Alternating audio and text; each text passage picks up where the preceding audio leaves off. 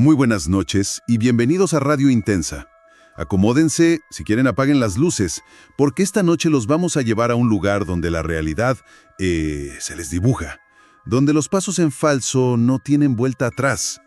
Un lugar que existe, que se puede tocar, pero que está envuelto en una oscuridad, una oscuridad legendaria. Y no hablamos de una fantasía lejana. Nos situamos en un punto geográfico muy concreto, en el corazón de Iztapalapa, en la Ciudad de México.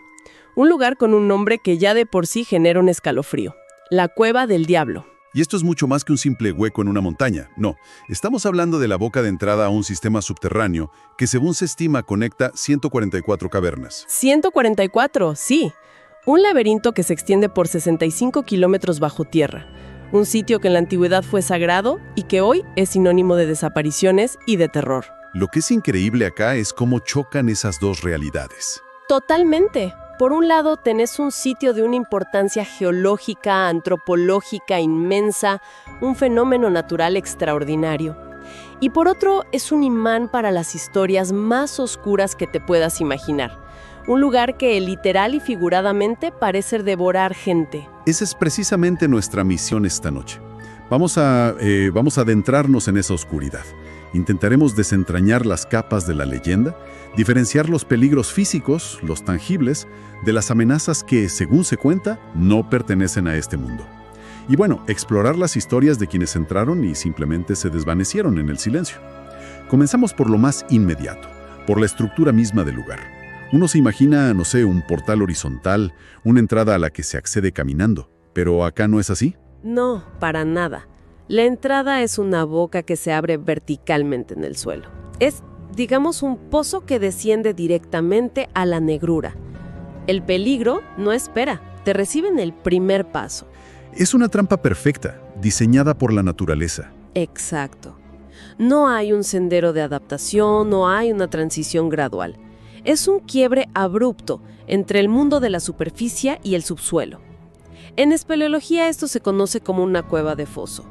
Y su principal característica es el riesgo de caída inmediato. Además, su forma actúa como un embudo natural. Y una vez dentro, la propia geología parece conspirar contra quien se atreva a explorarla. Se habla de que su estructura principal tiene la forma de una letra L. Suena simple, pero al parecer, esa configuración... Más que clave. En un entorno sin luz natural y bajo estrés, el sentido de la orientación humano es frágil. Una sola vuelta pronunciada como esa es suficiente para perder por completo los puntos de referencia cardinales. O sea, la naturaleza crea un laberinto mental con una sola curva. Y a eso hay que sumarle la inestabilidad del terreno, ¿no? Tal cual. La zona tiene una composición de roca caliza, un material muy susceptible a la disolución.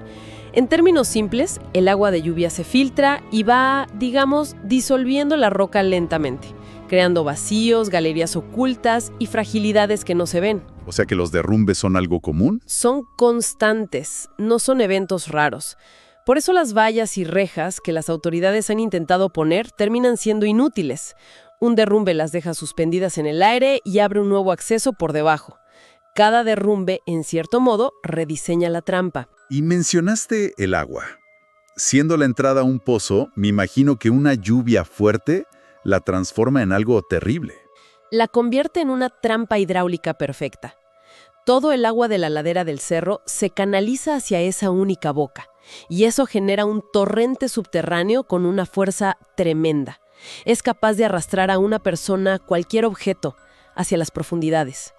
El pánico de estar adentro y escuchar el estruendo del agua acercándose debe ser indescriptible. Pero hay un punto que va más allá del miedo a una caída o a una inundación. Un obstáculo que parece sacado de una pesadilla. Sin duda. A cierta profundidad, el paso se reduce a una abertura tan estrecha que un adulto promedio solo puede cruzarla arrastrándose. Pecho tierra. Pecho tierra, sí. La movilidad es casi nula. Estás literalmente encajado entre toneladas de roca. Es la definición misma de la claustrofobia. Es que el solo hecho de pensarlo me genera ansiedad. ¿Qué pasa si te quedas atascado ahí? El riesgo es doble. Por un lado, el riesgo físico de quedar atrapado, lo que te llevaría a una hipotermia rápida o asfixia posicional. Y por otro, Es el punto de máxima vulnerabilidad. Si ocurriera un pequeño deslave mientras estás en ese pasaje, bueno, quedaría sepultado al instante. Es un filtro de terror, una prueba que pone al límite la cordura de cualquiera. Con todo esto, no me extraña lo que cuenta la gente del lugar. Los vecinos de la zona aseguran que la cueva era mucho más profunda antes, pero que las autoridades, ya cansadas de tantos accidentes, decidieron rellenarla parcialmente. Usan la palabra asolvaron. Es una medida drástica que te da una idea de la magnitud del problema, ¿no? Claro, no alcanzaba con poner un cartel, tuvieron que arrojarle toneladas de tierra para intentar contener su capacidad de tragar gente. Si los peligros naturales ya son suficientes para helarle la sangre a cualquiera, esperemos entrar en el terreno de las leyendas. Acá es donde la Cueva del Diablo realmente se gana su nombre. Y la historia más persistente, la que se repite de generación en generación, es la del anciano. Esta leyenda es fascinante desde un punto de vista folclórico porque opera con una estructura arquetípica, una estructura universal. No empieza con un monstruo o una amenaza evidente, empieza con un acto de compasión. Claro, te encontrás con un hombre mayor, de aspecto frágil, inofensivo, pidiendo ayuda para salir de la cueva. Es una puesta en escena perfecta. El anzuelo ideal, claro. ¿Quién le negaría ayuda a un abuelo en apuros? La persona, actuando de buena fe, acepta. Y en ese momento, digamos que firma su sentencia. El anciano lo guía, pero no hacia la salida. Lo guía hacia las profundidades. Exacto. Y a medida que descienden, un resplandor antinatural comienza a emanar desde el fondo de la cueva. La leyenda sitúa la escena culminante a unos 300 metros de profundidad. Una distancia ya de por sí inverosímil para un explorador casual. Y ahí, se dice, hay un río subterráneo. Y lo que encuentra la víctima es una escena que desafía toda lógica. Es un cuadro surrealista. Totalmente. Se describe un río de aguas tranquilas, con patos de plumaje perfecto nadando. Hay mesas servidas con banquetes, con comida abundante, deliciosa. Y bueno, el elemento central de la tentación. El oro. El oro. Ollas y vasijas de barro repletas, desbordantes de monedas de oro brillante. Y acá es donde la historia revela su verdadera naturaleza. No es un simple encuentro paranormal. Es un pacto fáustico. El anciano, que ya no parece tan inofensivo, representa al guardián del tesoro o al mismo diablo. La oferta es silenciosa. Puedes tomar lo que quieras. La comida, las aves, el oro. Pero si aceptas... Si tomas una sola moneda, tu alma queda prisionera en ese lugar para siempre. Desapareces del mundo de los vivos. Exactamente. ¿Y cómo es que conocemos la historia? ¿Alguien pudo escapar? Según la leyenda, los únicos que sobreviven para contarla son aquellos que rechazan la tentación. Aquellos que, a pesar del hambre, la sed o la codicia, comprenden que se enfrentan a una trampa espiritual. Esos pocos son los que logran dar la vuelta y encontrar el camino a la superficie. Se convierten en los mensajeros que mantienen viva la advertencia. Es una parábola perfecta sobre la codicia, ¿no? Sí, sobre la codicia y sus consecuencias. Y como si fuera poco, a esta leyenda principal se le suma un fenómeno auditivo. Los habitantes de las casas cercanas al cerro juran que por las noches, especialmente en las más silenciosas, se escuchan lamentos, gritos ahogados y voces extrañas. Y que parecen surgir directamente de las entrañas de la tierra, desde el interior de la cueva. Exacto. Es interesante porque acá también podemos considerar explicaciones alternativas, ¿no? Las formaciones de las cuevas pueden crear efectos acústicos muy extraños.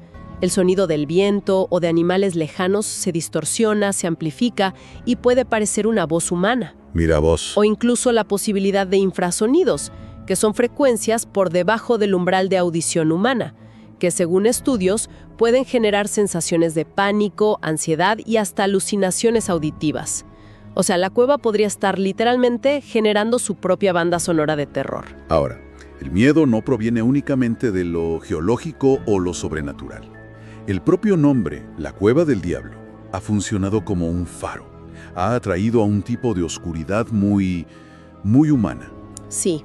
Se ha convertido en un punto de encuentro para personas que practican rituales de brujería. Y esto no es especulación, ¿cierto? No, para nada. Es un hecho documentado por quienes han ingresado. Los hallazgos en su interior son prueba contundente. Se han encontrado restos de veladoras, trabajos de hechicería, bolsas de basura negras con contenidos que es mejor no describir. Y lo más perturbador es la acumulación de cadáveres de animales sacrificados, principalmente aves de corral como gallinas y gallos negros. Es decir, al catálogo de peligros le sumas la probabilidad de interrumpir a un grupo de personas en medio de un ritual de sacrificio animal. El combo es aterrador. El riesgo es muy real y a menudo se subestima. No se trata solo del impacto psicológico de una escena así. Se trata de toparte con individuos en un estado mental alterado, bajo una fuerte sugestión o incluso bajo la influencia de sustancias. Sus reacciones ante un intruso son completamente impredecibles y podrían escalar a una violencia extrema. Claro. Esto transforma el lugar de un peligro pasivo a uno activamente hostil. Sin dudas. Y dentro de esta oscuridad humana, llegamos al tema más trágico y sombrío que rodea a la cueva: la desaparición de niños. Este es, sin duda, el aspecto más desgarrador. Y acá conviven dos líneas de interpretación. La primera es la racional, que es desoladoramente lógica. Los chicos, por su tamaño y curiosidad, pueden acceder a túneles y pasadizos donde un adulto jamás cabría. En un sistema laberíntico como este, un nene puede desorientarse en minutos, meterse en un pasaje sin salida y quedar atrapado, sin que nadie pueda seguirlo. ¿Y cuál es la otra interpretación? La folclórica, la que se cuenta en voz baja en la comunidad. Una leyenda local que habla de la existencia de duendes o entidades similares, que supuestamente habitan en las cavernas más pequeñas y son quienes se roban a los chicos. Es una forma de darle sentido a lo incomprensible, me imagino. Exacto. Es un mecanismo para procesar una tragedia que es demasiado cruda. Personificar el peligro en un duende es una forma de darle sentido y a la vez de crear una advertencia mucho más potente para los más chicos. Pero no son solo cuentos. Hay casos reales que alimentan este miedo. Uno de los más conocidos es el de 8 estudiantes de secundaria que desaparecieron sin dejar rastro. Lo último que se supo de ellos fue un comentario a sus amigos. Planeaban ir a explorar la Cueva del Diablo. Nunca más se supo de ellos. Y luego está la evidencia muda, que es quizá la más escalofriante de todas. Se han encontrado juguetes y artículos infantiles dentro de la cueva en varias ocasiones. Una pelota, un muñeco gastado. Son artefactos que no deberían estar ahí, recordatorios silenciosos de las víctimas más pequeñas e inocentes del lugar. Hay un testimonio de un taxista de la zona que es muy interesante sobre esto. Sí, él contaba una perspectiva que le transmitieron sus abuelos. Ellos decían que los chicos no solo se perdían porque se los chupara el diablo, sino por los peligros biológicos del sitio. ¿Peligros biológicos? ¿A qué se referían? Exacto. Se refería a la fauna local, como arañas o escorpiones venenosos que habitan en la oscuridad. Y algo aún más insidioso: el aire. Las cuevas con grandes poblaciones de murciélagos acumulan toneladas de guano, su excremento. Este material, al descomponerse, libera altas concentraciones de amoníaco, que es tóxico, y peor aún, alberga un hongo cuyas esporas, si se inhalan, pueden causar histoplasmosis, una infección pulmonar grave y a veces mortal. ¿O sea que el aire mismo de la cueva puede ser venenoso? Exactamente. La leyenda de la Cueva del Diablo no tiene un final claro. Es una historia que se sigue escribiendo con cada nuevo misterio, con cada persona que se acerca demasiado a su entrada. Un relato que se niega a morir. Y al final te deja con una pregunta inquietante. ¿El verdadero peligro de un lugar como este reside en lo paranormal que no podemos explicar? ¿O en la indiferencia brutal de una naturaleza que te puede aplastar, ahogar o envenenar sin la menor malicia? ¿O en la oscuridad que los propios seres humanos elegimos llevar esos umbrales? Quizá el verdadero